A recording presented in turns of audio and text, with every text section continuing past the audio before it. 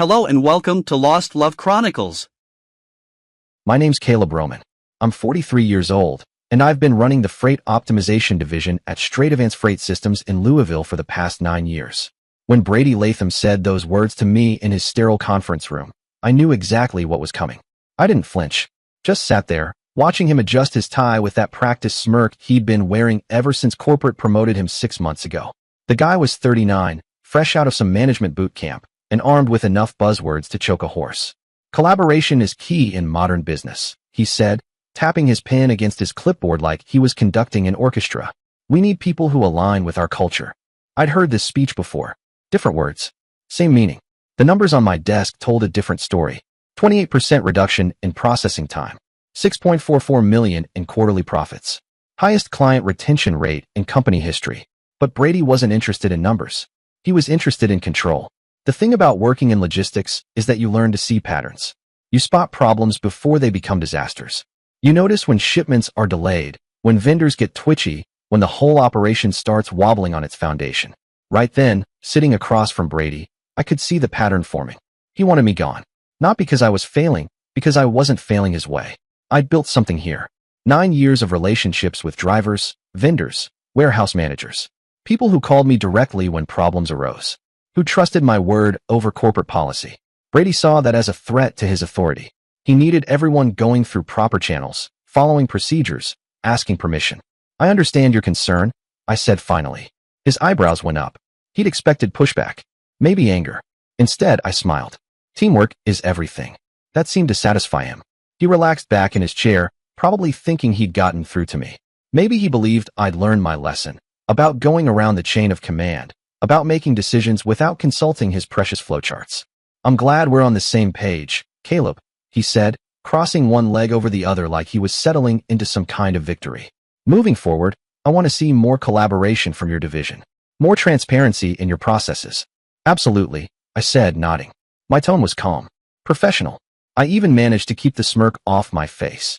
I left that meeting knowing 2 things. First, Brady was going to find a reason to fire me within the month. Second, when he did, he was going to learn something about the word teamwork that they don't teach in management seminars. Because the engine that kept Straight Advance running wasn't corporate policy or proper procedures. It was people. And those people had been watching this conversation unfold for months. I started at Straight Advance when the company was hemorrhaging money and losing contracts left and right. Back then, it was just me, 2 junior analysts, and a warehouse manager named Paul, who'd been there since the building opened. No fancy systems. No corporate oversight. Just a bunch of people trying to move freight without losing their shirts. The first year was brutal. I worked 16-hour days, slept in the office half the week, learned every route, every vendor, every quirk in the system. When a shipment got delayed in Memphis, I drove down there myself. When our biggest client threatened to walk, I camped out in their lobby until they gave me 5 minutes to explain how we'd fix things. Paul used to joke that I treated every package like it contained my grandmother's ashes. Maybe I did. But that's how you build trust in this business, one delivery at a time. By year 3, we turned the division around. Vendors started calling us first when they had excess capacity. Clients renewed contracts without shopping around. Word spread that Straight Advance actually gave a damn about getting things right. That's when corporate noticed. They sent consultants, efficiency experts, process improvement specialists. Each one wanted to document what we were doing, turn it into a manual, scale it across other divisions. I played along. Answered their questions, let them shadow me for weeks at a time. But they never understood the real secret. It wasn't the processes. It was the phone call I got at 11 p.m. when a driver broke down outside Nashville. It was knowing which warehouse manager would bend the rules for an emergency shipment. It was the Christmas cards I got from clients who trusted us with their most critical deliveries. That's what kept the engine running. When Brady got promoted, I should have seen it coming. He'd been working in corporate development. One of those guys who understood profit margins, but had never loaded a truck. Never stood on a dock in the rain trying to fix a scheduling screw-up. Never had to look a pissed-off client in the eye and own a mistake. His first week, he scheduled individual meetings with every department head. Called them alignment sessions. Mine lasted 3 hours. He sat across from me with his tablet, stylus ready, like he was auditing a machine. I've noticed a number of vendors contact you directly, he said at one point, tapping something on the screen. Can you explain why they're not going through procurement? They trust me, I said. When a truck stuck on the interstate and time-sensitive inventory is about to spoil, They call the person who answers, not a shared inbox. And drivers having your personal cell? He asked, raising an eyebrow. They're the ones moving the freight. If something goes wrong, I'd rather hear about it in real time than read a report 2 days later. He nodded like he was listening. Took notes. And your routing decisions, do you input them into the Optimax system? After the fact, sure. But in real time? No. The software is good for planning, not improvisation. That was his problem. He didn't understand that this job was 90% improvisation and 10% telling corporate it was all going according to plan. I tried to explain. Showed him client satisfaction scores, retention numbers, profit reports. Pages of hard evidence that what we were doing worked. He nodded. Asked questions about standardization, scalability. Smiled a lot. But the kind of smile that doesn't reach the eyes. The warning signs came quiet. He started requiring approvals for decisions I'd been making autonomously for years.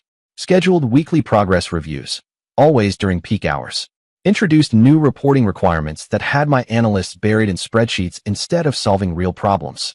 Then, last month, I found out he'd been meeting with my team one-on-one, asking about my management style, whether they felt supported, if they had any concerns about current processes.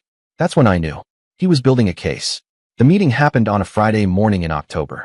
Brady had called it for 8 a.m., right when the overnight shift was wrapping up and the day crew was just walking in. Prime time for visibility. He had a full presentation ready. Slides about team dynamics, organizational efficiency, cultural alignment. The whole circus. Caleb, he began, clicking to a slide filled with graphs. I've been reviewing your division's performance metrics. I didn't say a word, just leaned back and watched. While your numbers are strong, he said, and I almost laughed at the pause he took after that. I'm concerned about integration with broader company initiatives. I let him talk. Watched him build his case with corporate buzzwords and cherry-picked data points, like he was laying out some grand strategy. He'd found ways to make our strengths look like weaknesses. Our direct vendor relationships, circumventing established procurement protocols, our rapid response times, failure to follow proper authorization procedures. The conclusion was inevitable. I think it's time we made some changes in leadership approach, he said finally, meeting my eyes. This isn't about your capabilities, Caleb. It's about finding the right fit for our evolving organizational structure. There it was. 9 years of building something that actually worked, and he was tearing it down because it didn't fit his flowchart. I didn't argue. Didn't point out that his evolving organizational structure was just corporate speak for micromanagement. Didn't mention that our biggest client had specifically requested to work only with my team. Didn't remind him that the last time corporate tried to optimize our processes, we lost 3 major contracts in 2 months. I just sat there, quiet, watching him fidget with his presentation remote. And something clicked. Brady thought he was playing chess, moving pieces around the board to consolidate his power. But this wasn't chess. This was logistics. And in logistics, everything is connected. Pull one thread, and you better understand how the whole network unravels. He wanted to see teamwork? Fine. He'd get a master class in what happens when a real team decides they're done playing along. I understand, I said, standing up slowly. When do you want me to transition my responsibilities? End of next week would be ideal, he replied. That should give us time to ensure smooth handover of your accounts. I nodded, reached out, and shook his hand. Then I walked back to my office, sat down at my desk, and looked around at 9 years of relationships, systems, and trust. Things Brady thought he could just redistribute among his chosen managers like inventory on a spreadsheet. Then I picked up my phone and made the first call. Paul, it's Caleb. You got a minute to talk? By the time I left the office that evening, I'd had 14 conversations. Not about the meeting with Brady. Not about my firing. Just checking in with people. Asking how they were doing. Making sure their families were okay. Asking if they needed anything. Just being a team player. Monday morning, Brady called an all-hands meeting for 10 a.m.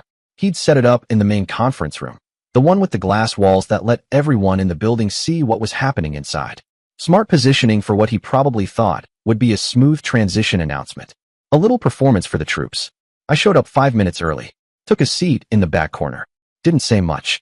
Just watched as my team filtered in. Maya Keen from Client Success sat near the front, legs crossed, tablet in her lap. Her expression was blank. Paul leaned against the wall near the door, arms crossed over his chest like he'd been dared to show up. The 2 junior analysts, Jake and Sophie, slipped in quietly, whispering to each other as they found seats. Brady stood at the front of the room, smiling that practiced, corporate smile. He started with pleasantries. Thanked everyone for their hard work. Mentioned some company-wide initiatives. Threw around phrases like synergy and cross-functional alignment. built up to his big announcement like he was unveiling a new product line. As part of our ongoing organizational optimization, he said, clicking to a slide full of reorganization charts, we're implementing some leadership transitions to better align with corporate strategic objectives. He explained that I was pursuing new opportunities, that my responsibilities would be distributed among existing team members. Made it sound like a promotion for everyone, a chance to grow their skill sets, take on new challenges. That's when Jake raised his hand. Who's going to handle the Henderson Group account? He asked. Henderson was our biggest client, worth about 40% of our annual revenue. I could hear the question land like a weight. Great question, Brady said, flipping through his notes. I'll be taking direct oversight of major accounts while we finalize the transition structure. Sophie glanced over at Jake, then raised her hand. What about the vendor escalation protocols? Caleb handles all the emergency routing decisions. Brady nodded, unfazed. We'll be implementing a new approval process that ensures proper oversight and documentation. I watched their faces change. Jake and Sophie weren't just asking random questions. They were walking Brady through a minefield, and he was stepping on every single explosive. The meeting dragged on another 20 minutes. And by the end of it, Brady had committed to personally managing 17 different processes he'd never touched before, promised to maintain relationships with vendors who didn't even know his name, and assured everyone that transition documentation would be comprehensive and seamless. I didn't say a word, just watched. As people filed out of the room, I caught Jake's eye. He gave me the slightest nod. An hour later, my computer access was revoked. Standard procedure for departing employees, sure. But Brady had moved fast. Too fast, as it turned out. Because in his haste, he'd also revoked my access to the vendor portal, the client management system, and the emergency contact database. All the systems I used to manage the day-to-day. And the thing was, Jake and Sophie didn't have administrative access to any of it. Paul couldn't even log in without supervisor credentials. We'd built a streamlined, secure process, efficient, yes, but tightly controlled. By noon, the first crack split open. A shipment of medical supplies bound for a hospital in Nashville got delayed due to weather. Routine problem. Standard procedure. Reroute through Memphis and expedite delivery with our priority partner. Except that partner required director-level authorization, and their system only recognized my credentials. Jake tried calling Brady. Voicemail. Sophie tried the corporate help desk. They'll need 72 hours to update system permissions, she was told. At 1 p.m., the hospital called, asking about the status of their delivery. Not angry, yet. Just concerned. At 1:30, Jake logged off the company network and didn't log back in. At 2 o'clock, Sophie sent an email to Human Resources. Subject line, resignation, effective immediately. At 3 o'clock, Paul was fielding calls from 3 different vendors, all trying to reach me about critical route changes. He had no authority to approve them. No logins. No escalation protocols. And then, at 4 p.m., Henderson Group called. Why? The logistics manager asked, his voice clipped and low. Is our expedited shipment sitting in a warehouse in Memphis instead of being delivered to our distribution center? Brady spent the rest of the day in emergency meetings, trying to patch together a response to problems he didn't understand, with systems he'd never used. The beautiful part? It all looked perfectly reasonable on paper. No one was sabotaging anything. Jake and Sophie had simply realized they didn't want to work for a manager who'd fire the person who trained them. Paul was following proper protocols, refusing to exceed his authority level, just like Brady's flowcharts told him to. Everyone was being the perfect team player. Following the procedures Brady insisted were so important. And the whole operation was falling apart. Tuesday morning brought the real revelations. I was cleaning out my office, boxing up 9 years of my life, when I heard a knock on the doorframe. Got a minute? Maya Keene asked, stepping in and quietly shutting the door behind her. Maya had been at Straight Advance for 15 years, longer than almost anyone except Paul. She'd survived 3 corporate restructures, 2 ownership changes, and more management transitions than I could count. If anyone understood how the company actually worked, it was her. She didn't waste time. I just got off a call with Henderson Group, she said, settling into the chair across from my desk. They want to know who's handling their account now. Brady is taking direct oversight of major accounts, right? I said, my voice flat. I already knew where this was going. Except they don't want to work with Brady, she said. They want to work with you. Specifically you. She pulled out a thick folder and set it down on the edge of my desk. I've been going through our client contracts this morning, she said, flipping open the cover. Want to guess how many of them have specific personnel clauses? I just raised an eyebrow and waited. 17 major accounts, she said. All of them specify that Caleb Roman or his designated representative must be the primary point of contact for logistics coordination. She rattled off the names: Henderson Group, Morrison Industries, Blackstone Distribution, the whole list. The personnel clauses had been my idea. We'd implemented them about 5 years ago, after a competitor tried to poach our accounts with a promise of lower rates. Most of our clients had balked at the idea of trusting unknown account managers. They wanted continuity, trust, accountability. So we put it in writing. And now? It was biting Brady in the ass. There's more, Maya continued. I called our top 5 vendors this morning, Maya said, settling back into the chair. Casual check-ins. Nothing official. I nodded. That sounded like her. Calm, methodical, smart enough not to raise alarms too early. 3 of them didn't even know you'd been let go, she said. The other 2 asked me who they should be working with now for emergency authorizations. I didn't say anything. There was nothing to say. She slid another document across the desk. This is our vendor agreement with Priority Express. Look at Section 12. I picked it up, the pages familiar even before I read the words. Section 12 was buried deep in the operational procedures, right where I'd put it. I scanned until my eyes caught the clause. All expedited shipping authorizations must be approved by designated straight advance personnel with established emergency contact protocols. I looked up. How many vendors have similar language? Most of them, Maya said without hesitation. It was your idea, remember?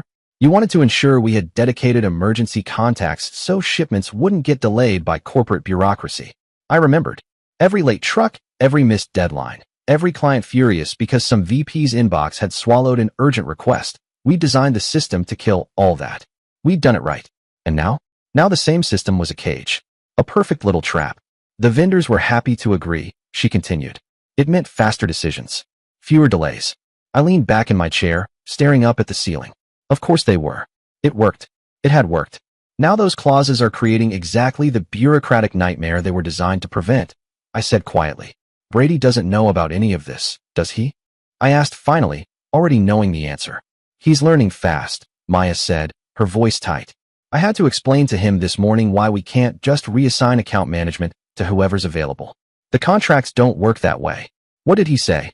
He wants to renegotiate everything, she said. Standardize the language across all agreements. Remove the personnel-specific clauses. I almost laughed. That'll take months, I said. And most of these clients will walk before they agree to work with random account managers. I know.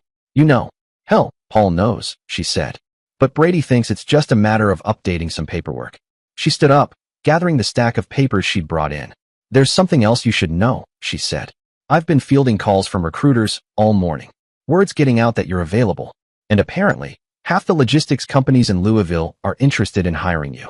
My eyebrows lifted. And she gave a small, crooked smile. And 3 of them have asked specifically about bringing your team with you. She paused at the door. I'm not telling you what to do, Caleb. But if I were you, I'd return those calls. Her eyes narrowed. This company is about to learn what happens when you break the engine that makes the machine run. After she left, I sat there for a long time, just staring at the office walls. The familiar hum of the building felt different now, emptier, maybe. 9 years. 9 years of building relationships, establishing trust, creating systems that actually worked. This wasn't just a job to me. It had been a mission. A puzzle I'd solve piece by piece until it ran like a machine. And now Brady thought he could just redistribute all of that institutional knowledge among his handpicked managers, like it was some asset you could divvy up. He was about to learn otherwise. By Wednesday, the cracks had become fault lines. Technically, I was still employed, burning through vacation days while transitioning responsibilities. What that meant in practice was sitting back and watching Brady discover just how many critical processes he didn't understand. It wasn't petty. It was necessary. No one ever appreciates what they don't understand. Let them feel the weight. That morning alone brought 3 separate crisis calls. A vendor in Atlanta needed immediate authorization for a reroute to avoid a highway construction nightmare. A client in Memphis was threatening to pull their contract if their priority shipment didn't land by 5 p.m. sharp. And our biggest pharmaceutical account had just caught wind of the management shakeup and wanted an emergency call to discuss continuity concerns. That was code for, why the hell should we trust you now? Brady had back-to-back meetings lined up. I watched him through the glass walls of the conference room. He looked the part, suit pressed, hair perfect, but under it all, you could see it unraveling. Frantic note-taking, vague assurances, empty promises.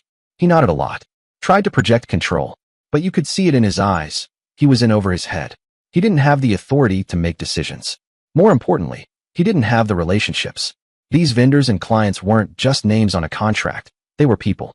People who called me when things went sideways because they knew I'd pick up and I'd fix it. Brady was discovering that trust couldn't be delegated. At 11 a.m., my phone rang. Private number. Caleb Roman. I answered. A smooth voice came through the line. Caleb, this is Darren Whitmore from Meridian Transport Group. I heard through the grapevine that you might be looking for new opportunities. Meridian. Of course. Stradivant's biggest competitor in the region. Bigger operation. Better tech. But they'd never managed to break into the same client relationships we'd cultivated. They'd tried. I'm listening, I said. We've got a VP position opening up, logistics operations. You'd be running a division about twice the size of what you're handling now. Full authority over vendor relationships and client management. Interested in a conversation. I let that sit for a beat. I might be. Great, he said. Can you come in Friday? And Caleb, if you've got good people at your current company who might be looking for a change, we're always interested in proven talent. I thanked him, hung up, and immediately dialed Jake. He'd been fielding his own recruitment calls ever since his resignation went public. How's the job search going? I asked as soon as he picked up. Good. Really good, actually, he said, and I could hear the faint clink of a coffee mug in the background. Turns out logistics analysts with emergency response experience are in high demand. Who knew? Any particular opportunities catch your interest? Funny you should ask, Jake said. I just got a call from someone at Meridian Transport. They mentioned you might be joining their team. Nothing's official yet, I said. Right? He replied, pausing. But if something were to become official, hypothetically speaking, would you need an experienced analyst who knows your operational style? Hypothetically, yes. We both laughed, and that was that, for now. Similar conversations happened later that day. Sophie called around lunchtime. I heard a rumor, she said without preamble, that you might be making a move. People talk, I replied carefully.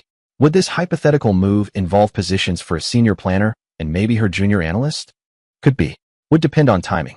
But if you're open to it, just let me know when it stops being hypothetical. I spoke with 2 other senior planners and 3 of the warehouse supervisors who had worked closely with my division. Nothing definite.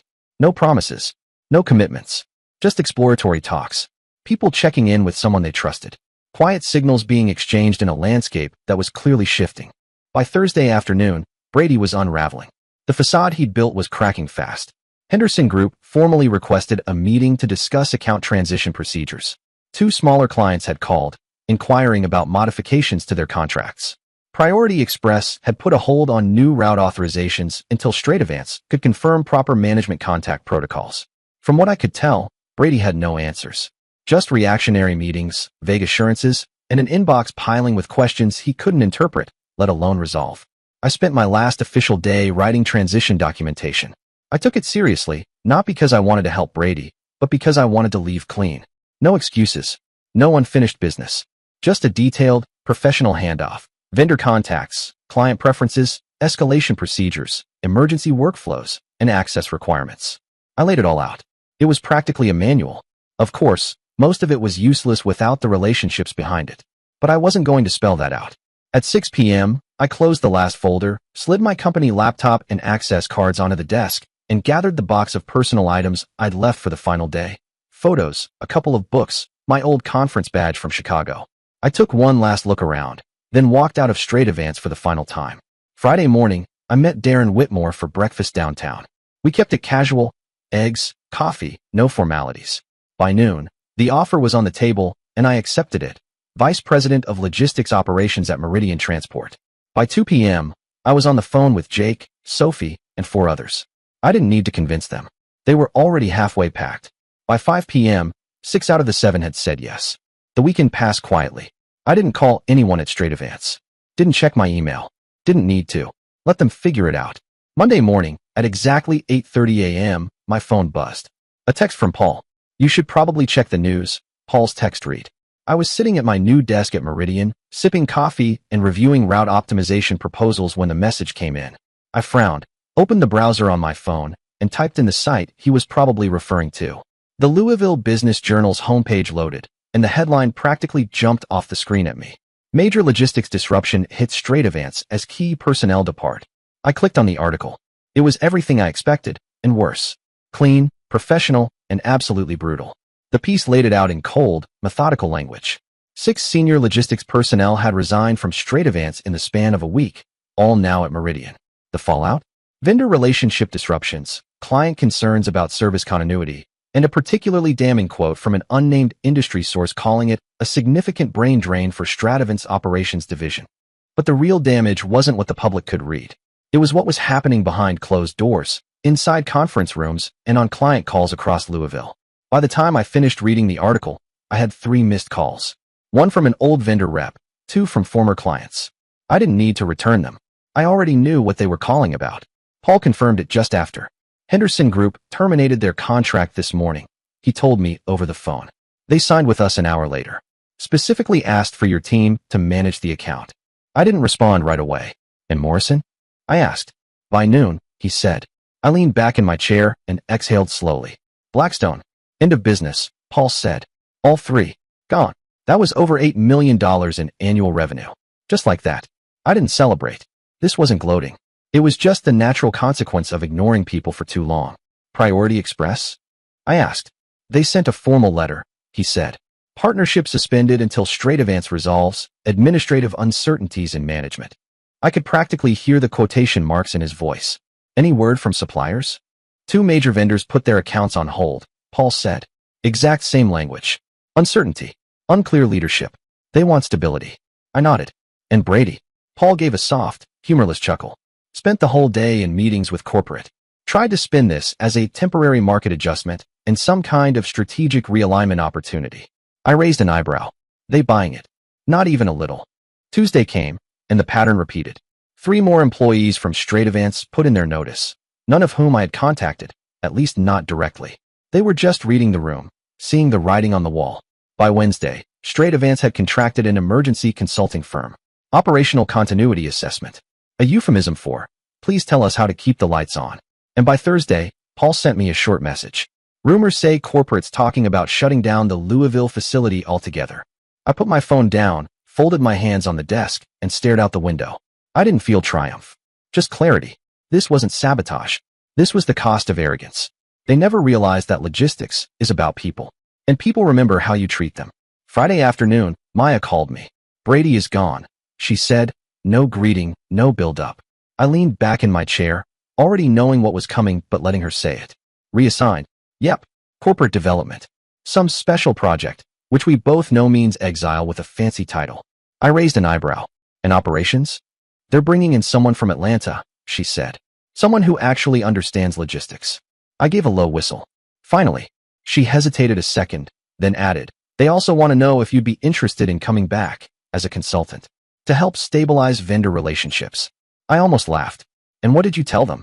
That you're probably busy, she said with the hint of a smile in her voice. 3 months later, I stood in my new office at Meridian Transport, overlooking the warehouse floor. The hum of organized chaos below was music to me. My team, the same people who'd made it all work at Stradivance, now executing the largest single-day shipment in company history. Henderson Group's quarterly run, flawless. Every pallet, every barcode, every route, tight and clean. There was a knock at my doorframe. Jake leaned in. Got a minute? I nodded, and he stepped aside. Paul walked in behind him. He looked older, yeah, but more relaxed than I'd seen him in years. He'd finally walked away from Stradivance, retired after 32 years. Took his pension and, smartly, left the chaos behind. Heard you were hiring warehouse managers, he said, easing down into the chair across from my desk. I smiled. Always looking for experienced people. You interested? Maybe part-time. Consulting. Nothing too strenuous. He shrugged. I just want to work somewhere that makes sense again. I nodded. I knew exactly what he meant. Monday? I asked. He grinned. Monday. We shook hands, and he got up to tour the facility. From my office window, I watched him down on the floor, stopping to talk with Sophie and Jake. Pointing out equipment. Asking about workflow. Already reading the room. Already figuring out how to make things run better. My phone buzzed. A message from Darren Whitmore. Stradivance just lost another major account to us. 3rd one this month. I stared at the screen for a second, then deleted the message without responding. This wasn't about competition anymore. Wasn't about revenge. Wasn't about proving a point. It was about building something worth building. With people who understood what that meant. Some lessons are expensive. Brady had learned that teams aren't just org charts and reporting lines. They're relationships, built over years, tested under pressure, held together by trust. Break that trust, and everything else crumbles. The machine only runs when you respect the engine. Dear listeners, please share your thoughts in the comments section below and don't forget to like, share, and subscribe.